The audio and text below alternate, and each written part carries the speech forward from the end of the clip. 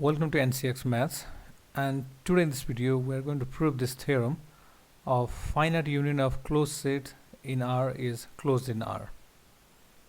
So let's start this proof. So first we are going to suppose a collection of closed set in R. Let the collection be AI. So this AI, this I runs from 1 to infinity, say. So this is the collection of closed sets in R.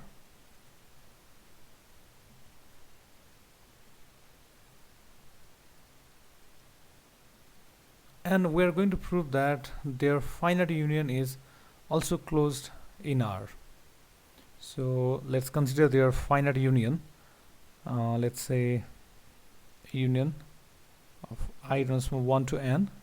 Since we have to make this collection a union of finite union of closed sets, and we are going to show that this finite union of closed set in R is also closed in R. So we are going to suppose this union, a new set, let's say S. We suppose it to be set S, and we are going to prove that the set S, this is closed in R. So this is what we need to prove, the finite union of closed set in R. This is also closed in R. So in order to prove that S is closed in R, we are going to start with S complement, since by the definition of closed set, any set is said to be closed if its complement is open in R, so we're going to start with this complement. So this means we have S is union of I runs from 1 to n, AI, and its complement. And now here we are going to apply De Morgan's theorem.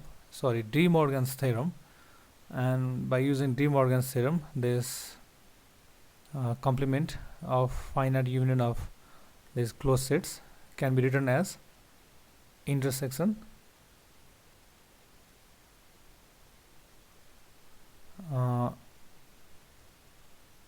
AI complement.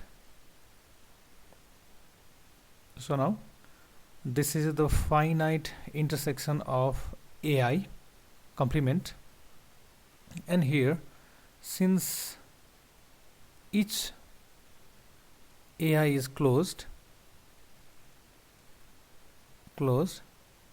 this means that AI complement is open. AI complement is open, and since here we have this, all this AI complement is an open set, and now this is the finite intersection of open sets, and we have already proved this theorem in our previous video that finite intersection of open sets in R is open in R. So we must have this collection to be an open set. So this is an open set.